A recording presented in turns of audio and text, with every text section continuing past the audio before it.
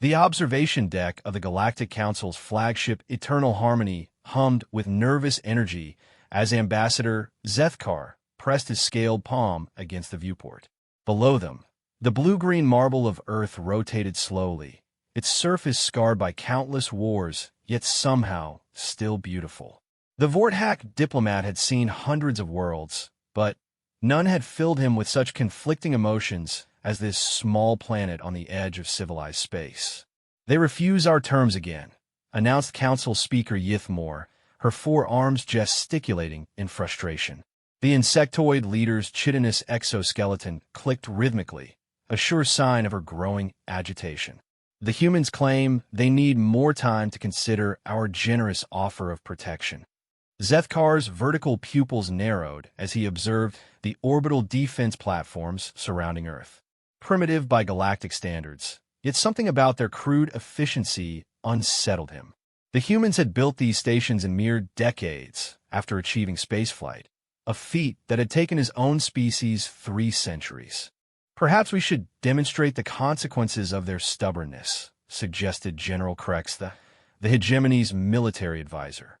The towering, crystalline being pulsed with aggressive red light.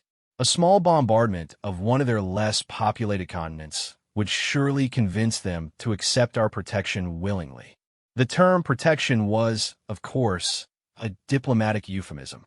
The Galactic Council had arrived at Earth 6 months ago with an ultimatum disguised as an offer. Humanity could join the Council as a junior member, accepting strict limitations on their expansion and technology development, or face the consequences of remaining an uncontrolled variable in galactic politics. Most species jumped at such an opportunity. The Council's protection came with advanced technology, extended lifespans, and access to thousands of worlds. The price was simple: complete subservience to Council authority and the gradual erosion of their species' independence until they became just another cog in the galactic machine. Humanity's response had been unexpected. The orbital scans show increased military activity across all their continents, reported Science Officer Velterra, her tentacles dancing across holographic displays. "They're mobilizing their entire species for what appears to be total war." Zethkar found this fascinating. In his 500 years of diplomatic service, he had never encountered a species that chose warfare over submission when faced with impossible odds. The Council fleet consisted of 12 dreadnoughts, each capable of reducing continents to ash.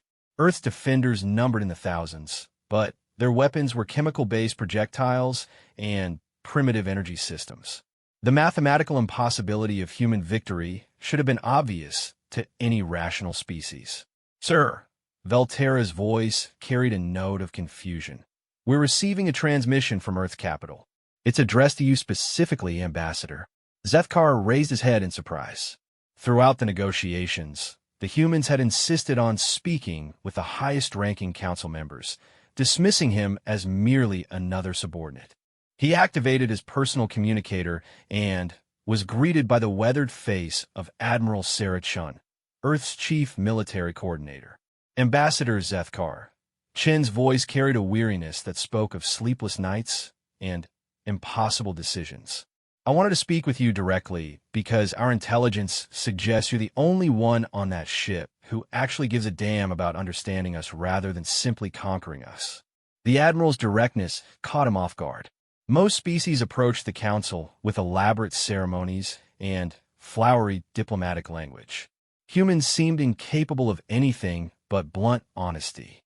"Admiral Chun, I appreciate your directness, but I must inform you that the Council's patience grows thin. Your species faces annihilation if you continue this path of resistance." Chun laughed, a sound that somehow managed to be both bitter and amused. "Ambassador, let me ask you something. In all your travels, how many species have you encountered that chose to fight rather than surrender?" "Very few," Zethkar admitted. "Wisdom usually prevails over pride." "And how many of those fighting species survived their encounter with the Council?" The question hung in the air like a challenge. Zethkar realized with growing unease that the answer was none. Every species that had chosen warfare over submission had been completely eliminated, their worlds either sterilized or repopulated by more compliant races. I see you understand, Chen continued. Here's what I want you to understand about humanity, Ambassador. We've been fighting for our entire existence. We fought the planet that tried to kill us with ice ages and plagues. We fought each other for resources, territory, and ideas. We fought our way from caves to cities to the stars themselves. Fighting isn't something we choose to do, Ambassador. Fighting is what we are. On the tactical display, Zethkar watched as human naval vessels emerged from Earth's oceans, sleek submarines converting to spacecraft through some ingenious engineering he didn't fully comprehend. Atmospheric fighters screamed upward from every continent, their pilots knowing they flew toward almost certain death, yet pressing forward anyway. Your species shows remarkable courage, Zethkar found himself saying. But courage alone cannot overcome such overwhelming force. You're right, Chen agreed, surprising him again. Courage alone won't save us. But courage combined with desperation, ingenuity, and pure human stubbornness? That's a different equation entirely. The first wave of human fighters reached the outer perimeter of the Council fleet. Zethkar expected them to be vaporized instantly by the superior alien technology, but what happened next defied his understanding of tactical warfare. Instead of engaging in traditional combat, the human fighters scattered into seemingly random patterns, their movements chaotic and unpredictable. Council targeting systems, designed to track logical military formations, struggled to lock onto the erratically moving craft. "What are they doing?" demanded General Krextha. "This isn't warfare, it's madness." But Zethkar began to see the method in the madness. The humans weren't trying to win through superior firepower or technology. They were exploiting the Council's assumptions about how civilized warfare should be conducted. A group of human fighters suddenly converged on the Council's smallest escort vessel, the cruiser Dominance. Instead of attacking with their primitive weapons, they simply rammed the ship at maximum velocity, their pilots sacrificing themselves to punch holes in the alien hull. Impossible, whisper de Veltara. They're using their own ships as kinetic weapons. No rational species would waste resources in such a manner. The Dominance listed to port, its shields flickering as atmosphere vented from multiple breaches. More human fighters swarmed the damaged vessel like angry insects, pouring through the gaps their comrades had died to create. Zethkar watched in fascination as human soldiers emerged from the crashed fighters, somehow surviving impacts that should have killed them instantly. They moved through the alien corridors with brutal efficiency, turning the ship's own weapons against its crew. How are they still alive? Krextha's crystalline form pulsed with bewildered orange light. The kinetic force alone should have reduced them to paste. Their bodies, Veltera said, reviewing her bioscans in amazement. They're incredibly resilient. Dense bone structure, redundant organ systems, healing factors that operate far beyond normal parameters. It's as if their entire species evolved for warfare. The truth of that statement hit Zethkar like a physical blow. Every other species the Council had encountered had evolved on worlds that eventually achieved balance and peace. Their home planets had provided enough resources and few enough threats that cooperation became more advantageous than conflict. Earth was different. Earth was a death world that had spent billions of years trying to kill everything on its surface. Ice ages, volcanic eruptions, meteor impacts, and countless other catastrophes had forged humanity in fires that would have extinguished any other species. More human ships arrived, these ones larger and clearly carrying heavier weapons. But, again, they didn't attack conventionally. Instead, they broadcast signals that seemed to be music. What is this transmission? Yithmore's mandibles clicked in confusion. Zethkar listened to the strange harmony of sounds, finding himself oddly moved by the alien art form. "I believe it's something they call a war song," Council speaker. "They're broadcasting their cultural identity as they fight." "Barbaric," Krextha declared, wasting communications bandwidth on primitive emotional displays. But Zethkar wasn't so sure. The music seemed to coordinate the human forces in ways their technology couldn't. Ships moved in harmony with the rhythm, their attacks synchronized to crescendos and dramatic peaks. It was warfare elevated to art form, beautiful and terrible in equal measure. The captured council ship dominance suddenly turned its weapons on its former allies, now under human control. The irony wasn't lost on Zethkar that the Council's own superior technology was being used against them. How did they learn to operate our systems so quickly? Velterra's tentacles writhed in agitation. It should take years of training to understand our interfaces. The answer came from Admiral Chun, who was apparently monitoring their communications. When you spend your whole history fighting each other, you get really good at figuring out how other people's weapons work. Usually right after you've killed them and taken their stuff. Another wave of human fighters approached, but these carried strange devices that didn't match any known weapon configuration. They attached these devices to Council ships' hulls before retreating to safe distances. Energy readings are spiking, Velterra reported. Those devices appear to be some sort of electromagnetic pulse generators, but the configuration is unlike anything in our databases. The devices activated simultaneously, sending cascades of electrical feedback through the Council ship systems. Lights flickered, artificial gravity fluctuated, and weapon systems went offline across half the fleet. Impossible d'écharge. Our ships are hardened against electromagnetic interference. Yes, Chen's voice came through the static-filled communications. Against electromagnetic interference, as you understand it. We've had to deal with solar flares, magnetic pole reversals, and atmospheric lightning for our entire history. Our version of EMPs might be a little different from what you're used to. Zethkar realized with growing alarm that humanity's apparent primitiveness was actually an advantage. The Council's technology was sophisticated, elegant, and predictable. Human technology was crude, improvised, and absolutely unpredictable because it had been developed by a species that faced constant technological warfare against itself. The humans had turned their own destructive tendencies into the ultimate survival tool. More human vessels approached, these ones broadcasting surrender signals. For a moment, Zethkar felt relief that some humans were finally seeing reason.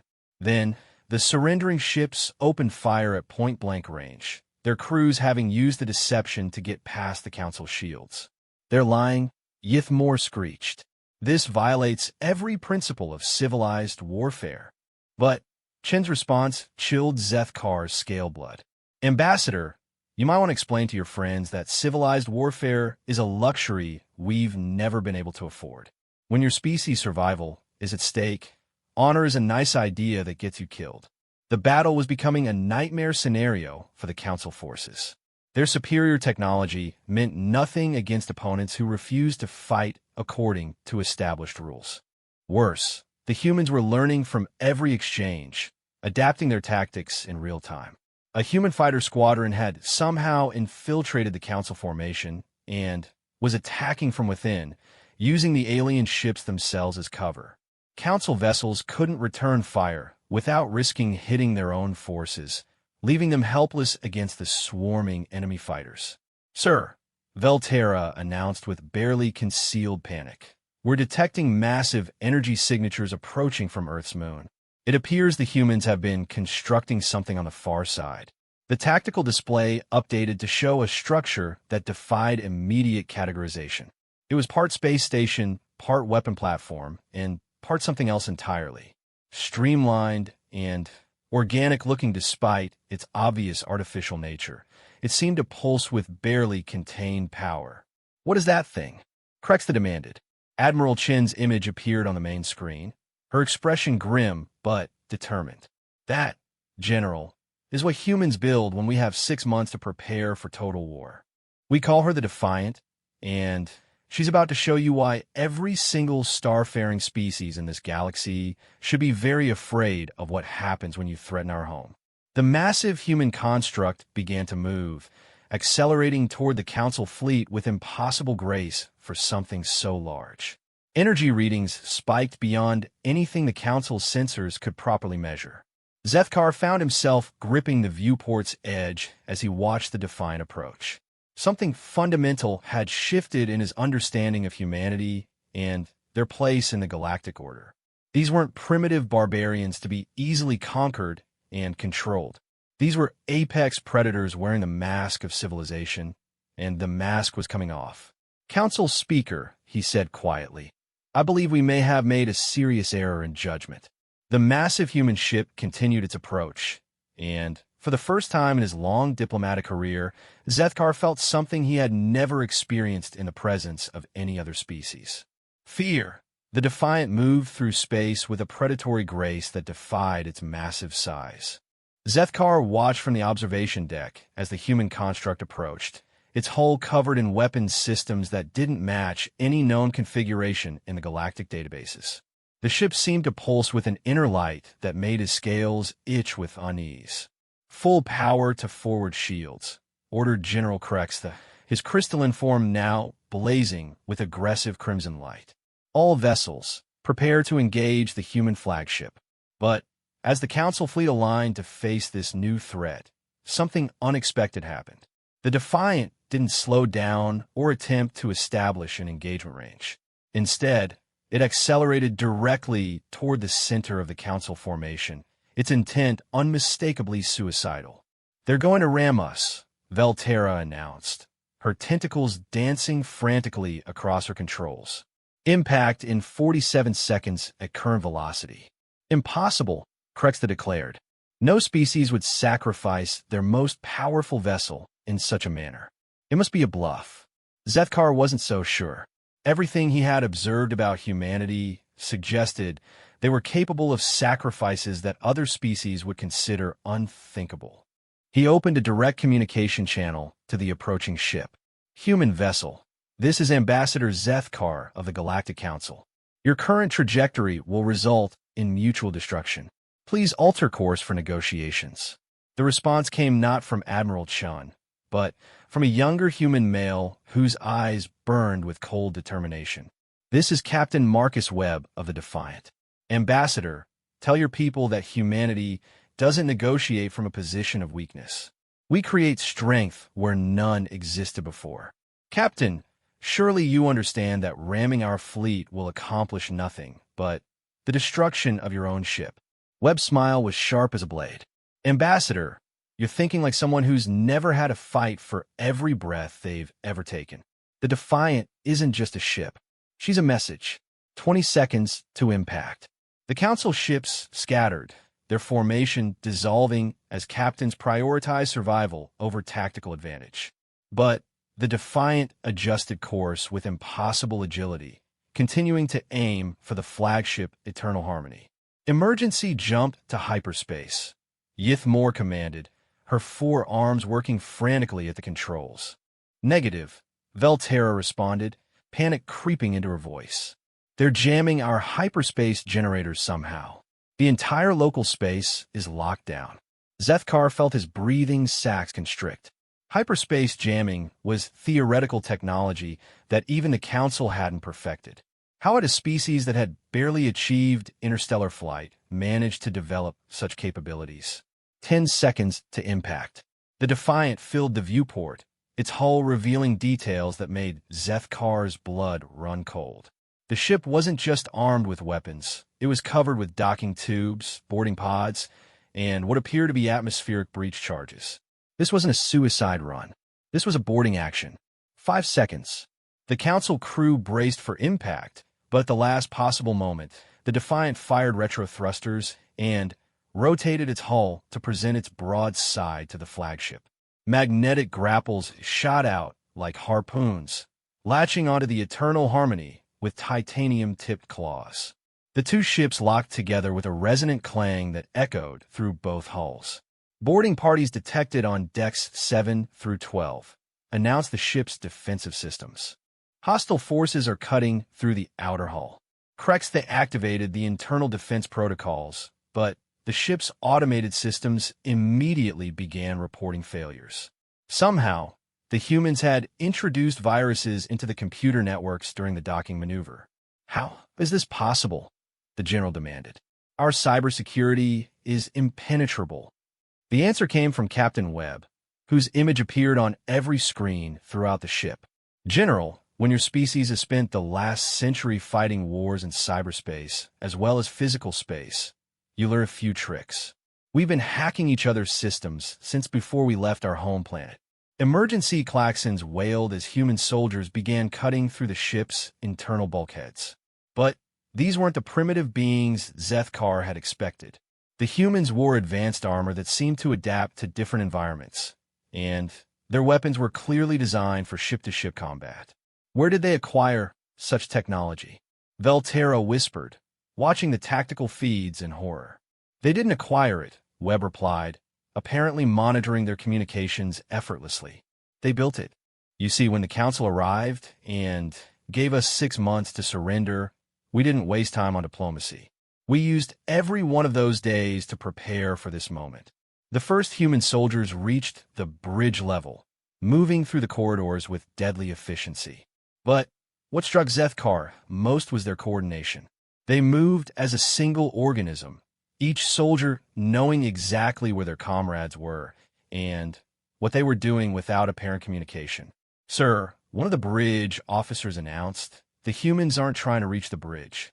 They're heading for the reactor core and the weapons control center.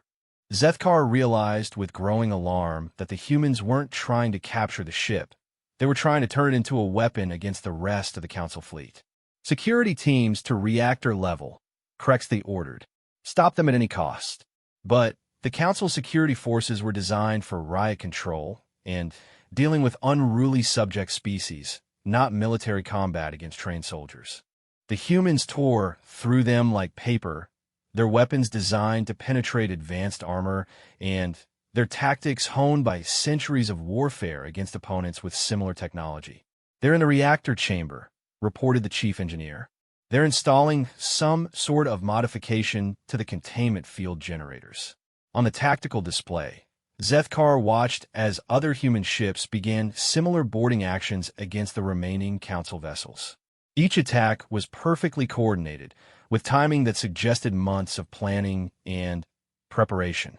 The humans knew, he said aloud, the realization hitting him like a physical blow. They knew exactly how this battle would unfold before it even began. Admiral Chen's image appeared on the screen, her expression grim but satisfied. Ambassador, let me explain something about human warfare.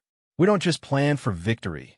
We plan for every possible scenario, including our own defeat. What you're seeing now is Plan 7. The boarding action we prepared for in case our fleet couldn't match your firepower. You plan to lose? Yithmore clicked in confusion. We plan to win regardless of the tactical situation, Chen corrected. There's a difference. Explosions echoed through the ship as the human modifications to the reactor core activated. But instead of destroying the ship, the energy output began routing through new conduits that the humans had somehow installed in the brief time since boarding. The reactor is stable, announced the engineering officer, but the power output is being redirected. It appears they're turning our own energy systems into some sort of transmission array. The truth dawned on Zethkar with terrible clarity. The humans weren't trying to destroy the council ships. They were converting them into components of a larger weapon system. Captain Webb, Zethkar called out, what have you done to our ships? Webb's smile was coldly professional. Ambassador, we've turned your fleet into the galaxy's most powerful communications array. In approximately 3 minutes, every ship you've modified will simultaneously broadcast a very special message to every inhabited system within 1,000 light years. What message? Yithmore demanded. Admiral Chun answered, her voice carrying the weight of historical significance. The message that the Galactic Council's fleet was destroyed by a primitive species that refused to surrender, along with detailed tactical analyses showing exactly how we did it. Zethkar felt his breathing sac spasm as the implications hit him. The Council's power throughout the galaxy was based on the myth of invincibility. No species had ever successfully resisted their might, and the fear of their overwhelming force kept thousands of worlds in line. If that myth was shattered, you're starting a galactic rebellion, he whispered. No, Chen replied firmly. We're ending a galactic tyranny. Every species you've conquered, every world you've forced into submission, every civilization you've suppressed, They're all going to learn that the Council can be beaten. The modified Council ships began broadcasting simultaneously, their combined signal powerful enough to penetrate hyperspace and reach systems across the galaxy. The message was simple but devastating. Complete tactical recordings of human forces defeating the supposedly invincible Council fleet. But that wasn't the worst part. As the recordings played, they were accompanied by detailed analyses explaining exactly how the humans had achieved victory. Ship designs, tactical manuals, and strategic guides that would allow any species to replicate humanity's success. "You're giving away your military secrets," corrects the accused, his crystalline form now pulsing with confused yellow light. Captain Webb laughed, a sound that carried no humor. "General, those aren't secrets. Those are blueprints. We want every species in the galaxy to know exactly how to build the weapons and develop the tactics necessary to throw off your control." Zethkar realized that humanity had just fundamentally altered the balance of power throughout known space. The Council's empire was built on technological supremacy and the fear of overwhelming force. By showing that these advantages could be overcome and then sharing the methods to do so, humanity had lit a fuse that would burn across the galaxy. "The transmission is complete," Velterra announced quietly. "Every major system within our sphere of influence has received the broadcast." Almost immediately, reports began flooding in from across the galaxy. Rebellions were erupting on a dozen worlds. Subject species were demanding independence. Council forces were being overwhelmed by enemies who suddenly knew how to fight back effectively. "You've doomed the galaxy to chaos," Yithmore accused, her mandibles clicking frantically. "We've given the galaxy a choice," Chen replied, "something the Council never offered." But even as the political implications sank in, the immediate tactical situation continued to deteriorate for the Council forces. Human boarding parties had taken control of 8 of the 12 ships, and the remaining vessels found themselves facing an enemy that now included their own capture technology. "Sir," announced the communications officer, "we're receiving surrender requests from 17 Council outposts across the sector. They're requesting protection from the rebellions that are breaking out." Zethkar stared at the tactical display in amazement. In the span of a few hours, humanity had not only defeated the Council fleet, but had also sparked a revolution that was spreading across known space at the speed of light. "How long have you been planning this?" he asked Admiral Chen. "Since the moment you arrived at our system with an ultimatum instead of an invitation," she replied. "Ambassador, let me explain something about human nature.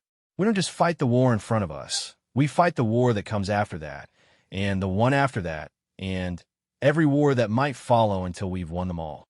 The remaining Council ships were now surrounded by human vessels that had seemingly appeared from nowhere. Zethkar realized that the small force they had initially detected had been just the first wave. Humanity had hidden the majority of their fleet until the perfect moment to reveal them. Where did all these ships come from? Krexta demanded. "Asteroid belts, the dark side of moons, inside planetary atmospheres where your sensors couldn't detect them," Webb explained casually. "When you're planning to fight an enemy with superior technology, you have to use every advantage you can get, including the element of surprise." The human fleet now outnumbered the remaining Council ships 3-1. But more importantly, they had demonstrated that Council technology was not the overwhelming advantage it had always seemed to be. "What are your terms for surrender?" Yithmore asked, her voice heavy with defeat. Admiral Chen's expression softened slightly, showing the first hint of mercy Zethkar had seen since the battle began. "Council Speaker, we don't want your surrender. We want your transformation." "I don't understand." "The galaxy doesn't need the Council to disappear," Chen explained. "It needs the Council to become what it was supposed to be from the beginning, a forum for cooperation between equals, not a tool for domination and control." Zethkar found himself speaking before he fully realized what he was saying. "And if the Council refuses this transformation?" Captain Webb answered for the Admiral, his voice carrying absolute certainty. "Then, the galaxy will transform around you. The species you've oppressed now know they can fight back and win. Your choice is to lead that change or be swept away by it." As if to emphasize his point, more reports arrived of rebellions across Council space. But these weren't chaotic uprisings. They were coordinated resistance movements following the tactical guidelines humanity had just broadcast to the galaxy. "You've taught them how to fight us," Yithmore observed. "We've taught them how to fight anyone who would oppress them," Chin corrected. "Including us, if we ever become what you were." The statement hung in the air like a challenge and a promise. Humanity had just demonstrated that they could defeat the galaxy's most powerful military force, but they were also ensuring that the same techniques could be used against them if they ever abused their newfound influence. "What happens now?" Zethkar asked. Admiral Chun smiled, and for the first time since the battle began, it was a warm expression rather than a predatory one. "Now, Ambassador, we begin the real work. Building a galaxy where strength is measured not by the ability to conquer, but by the willingness to defend those who cannot defend themselves." Through the viewport, Zethkar could see human ships moving to assist the damaged Council vessels, providing medical aid and technical support to their former enemies. It was a gesture that spoke to something fundamental about humanity's nature. They could be ruthless in war, but they were also capable of mercy in victory. For the first time since arriving at Earth, Zethkar began to believe that the galaxy might actually be entering a better age point 3 months after the battle that reshaped the galaxy. Zethkar stood in the newly constructed Unity Station, orbiting Earth's moon. The massive space station served as headquarters for what humans had begun calling the Galactic Liberation Council, though most species simply referred to it as the New Council. The irony wasn't lost on him that the species which had rejected Council authority was now leading a galactic government, albeit one fundamentally different from its predecessor. Ambassador, Admiral Chen approached, her uniform bearing new insignia that reflected her role as Supreme Commander of the Allied Defense Forces. "The Hegemony delegation has arrived for the Constitutional Convention." Through the observation windows, Zethkar could see ships from dozens of species docked at the station. Former Council subjects, rebel movements, and even some traditional Council loyalists had come to participate in crafting a new form of galactic governance. "How are the negotiations proceeding?" he asked. Chen's expression was cautiously optimistic. "Better than expected, though we've hit some major obstacles. The Kytherian Empire is still refusing to acknowledge the legitimacy of any government that includes primitive species like humanity." Zethkar wasn't surprised. The Kytherians had been among the Council's most ardent supporters, believing that their advanced technology and long lifespans made them natural rulers of younger species. The idea of equality with beings they considered children was deeply offensive to them. "And the Zephyrian Collective?" He inquired about another major power. "They're more flexible, but they want guarantees that their hive mind structure won't be interfered with by individual rights legislation." Chun rubbed her temples, showing the strain of weeks of complex negotiations. "Sometimes I think military campaigns were simpler than politics." As they walked through the station's corridors, Zethkar observed the unprecedented mixing of species that would have been impossible under the old Council. Human soldiers stood guard alongside Vorthak security personnel. Tentacled Velteran scientists worked with crystalline hegemony engineers. Former enemies collaborated on projects that would have been unthinkable just months earlier. But not everything was harmonious. "There was another incident in Section 7 yesterday," Chen mentioned quietly. A group of Kytherian nobles refused to share a dining facility with what they called lesser species. When human personnel asked them to comply with station regulations, they claimed diplomatic immunity. "How was it resolved?" Chen's smile carried a hint of her old predatory nature. Captain Martinez explained that diplomatic immunity doesn't protect you from being ejected into space for violating safety regulations. The Kytherians suddenly discovered they could be quite flexible about their dining preferences. They entered the main assembly hall, where representatives from 47 species were engaged in heated debate. The scene would have been impossible under the old Council, where only the dominant powers held speaking rights. Now, even newly contacted species had equal voices in shaping galactic law. "The issue before us," announced Speaker Veltera, who had accepted the role of neutral moderator, is the proposal for universal rights that would apply to all sentient species regardless of technological development or political structure. Representative Cortex of the Kytherian Empire rose to speak, his tall, graceful form radiating disdain. This proposal is absurd. Rights must be earned through achievement and wisdom. To grant equal status to species that have barely mastered fire-making is not just foolish, it's dangerous to galactic stability. A rumble of disagreement rose from many delegations, but it was the human representative who responded. Dr. Sarah Kim, a former philosophy professor who had become Earth's chief diplomatic theorist, stood with calm confidence. Representative Cortex raises an important point about wisdom, she began, her voice carrying clearly across the hall. But let me ask this assembly, what greater wisdom is there than recognizing that intelligence and worth are not determined by technological advancement? She gestured to a holographic display showing Earth's history. 300 years ago, my species was divided into nations that considered each other primitive and barbaric. We fought wars over these perceived differences while developing technologies that could destroy our entire planet. Were we wise then, or merely dangerous? The display shifted to show other species' histories, including the Kytherians' own violent past of conquest and subjugation. Every species in this room has gone through periods that others might consider primitive or barbaric. The question isn't whether we've achieved some arbitrary level of advancement. It's whether we're willing to learn from our mistakes and build something better. Representative Cortex's expression grew colder. Humans speak of learning from mistakes while they broadcast techniques for rebellion and warfare across the galaxy. Your own actions prove that advanced technology in the hands of primitive minds leads to chaos. The accusation hung in the air like a challenge. Several species shifted uncomfortably, remembering how humanity's tactical broadcasts had sparked rebellions that were still ongoing in some sectors.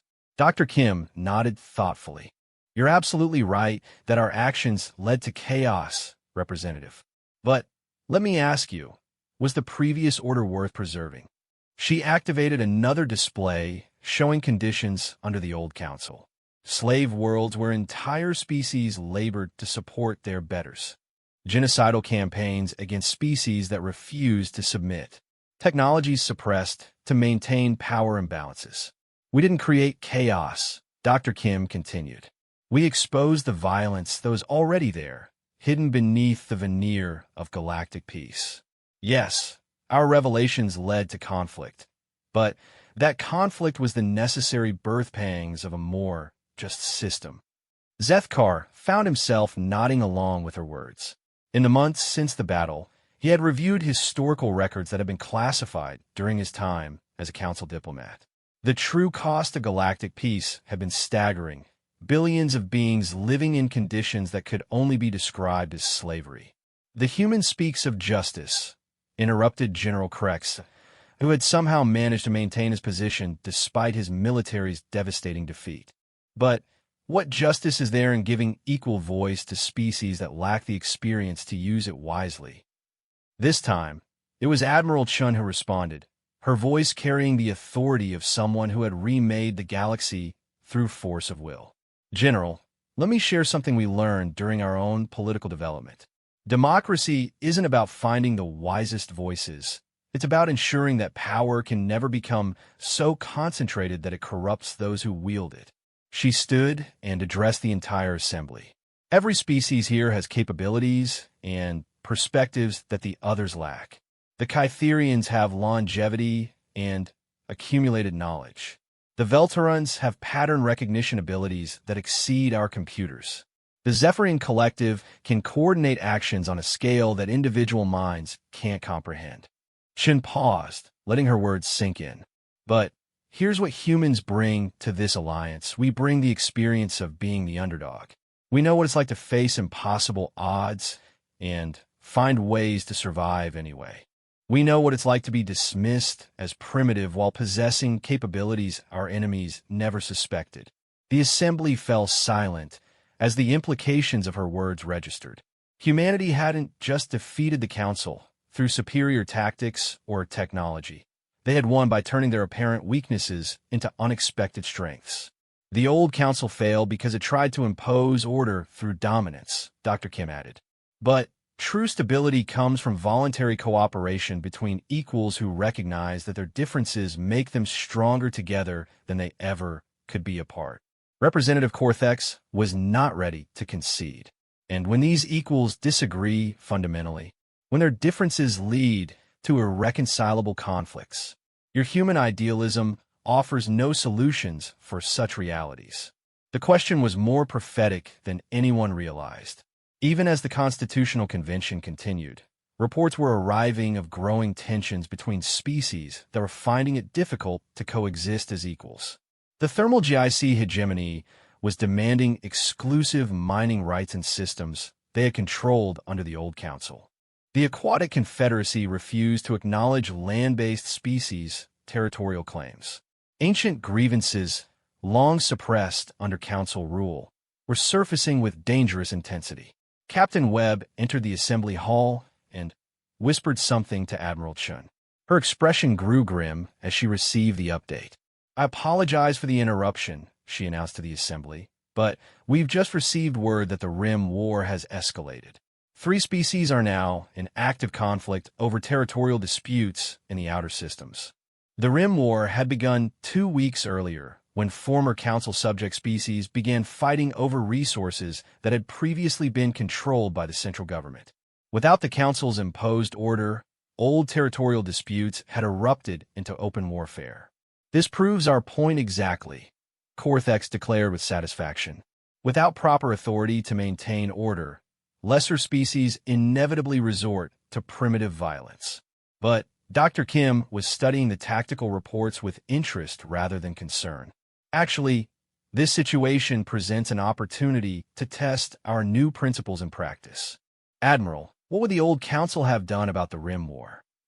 She didn't need to consult her records.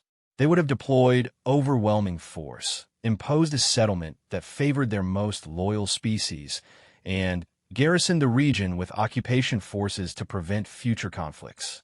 And the result would have been temporary peace maintained by the threat of violence, with the underlying tensions remaining to explode again later, Dr. Kim observed. "Representative Cortex, you're absolutely right that our idealism needs practical solutions. So let me propose one." She activated the communication system and opened a channel to the warring species in the Rim. Within minutes, representatives from all 3 factions appeared on the main screen, their faces bearing the strain of weeks of combat. "Generals," Dr. Kim addressed them directly, "you're fighting over resources that all 3 of your species need to survive and prosper. The old council would have decided who deserves those resources based on political favoritism. But we're going to try something different." She outlined a proposal that was radical in its simplicity. Instead of fighting over control of the disputed systems, the 3 species would form a joint development corporation. Each would contribute their unique capabilities: the Faran Republic's mining expertise, the Skeletal Confederation's manufacturing abilities, and the Moss People's biological processing techniques. The resources would be shared based on contribution rather than conquest, Dr. Kim explained. And any disputes would be resolved through arbitration by neutral parties rather than warfare. The 3 generals looked skeptical. "And if we refuse this proposal?" asked the Faran representative. Admiral Chin answered with quiet authority. "Then you continue fighting until you've destroyed everything you're fighting over, while the rest of the galaxy moves forward without you. But if you accept, you'll be part of something unprecedented: true cooperation between equals for mutual benefit." The proposal sparked immediate debate among the warring factions. For the first time in weeks, they were discussing solutions rather than revenge. It wasn't a perfect resolution, but it was a beginning. "This is all very idealistic," Representative Cortex observed, "but it relies on the assumption that species will choose cooperation over conquest when given the opportunity." "Actually," Zethkar found himself speaking, surprising everyone, including himself, "it relies on something much more practical than idealism. It relies on the demonstrated fact that conquest has become too expensive to maintain." He gestured to the tactical displays showing the ongoing rebellions across former Council space. The old system worked because the Council possessed overwhelming technological and military superiority. But humanity has changed that equation permanently. They've shown every species in the galaxy how to resist domination successfully, and they've shared those techniques freely. The truth of his words was evident in the daily intelligence reports. Species that had been easily controlled for centuries were now fielding military forces that could challenge even advanced civilizations. The cost of maintaining dominance had become prohibitive for everyone. So we're not building this new system because we believe in the inherent goodness of sentient beings, Zethkar continued. We're building it because it's the only practical alternative to endless, devastating warfare. Representative Corthex's expression grew thoughtful. For the first time since the negotiations began, he seemed to be seriously considering the human proposals rather than simply dismissing them. You're suggesting that cooperation has become a survival necessity rather than a moral choice, he said slowly. Exactly, Dr. Kim confirmed. And that's what makes this system sustainable. It doesn't depend on everyone being virtuous. It just requires that everyone be rational enough to recognize their own long-term interests. The Constitutional Convention continued for several more hours, but Zethkar could sense that a fundamental shift had occurred. The representatives weren't just debating idealistic principles anymore. They were crafting practical solutions to the new realities humanity had created. As the session ended and delegates returned to their quarters, Admiral Chun approached Zethkar with a question that had clearly been weighing on her mind. Ambassador, let me ask you something honestly. Do you think we're making a mistake? Trying to build something this ambitious when we barely understand how to govern our own species, let alone dozens of others. Zethkar considered the question carefully before responding. Admiral, in my 500 years of diplomatic service, I've learned that the greatest mistakes come not from ambitious attempts to build something better, but from failing to try when the opportunity presents itself. He gestured toward the viewport where Earth hung in the distance, its surface still bearing scars from humanity's own struggles toward unity. Your species spent centuries learning to cooperate with yourselves. Those lessons, painful as they were, prepared you to teach the galaxy how to do the same. Perhaps that's why the stars feared your power. Not because you would conquer them, but because you would liberate them.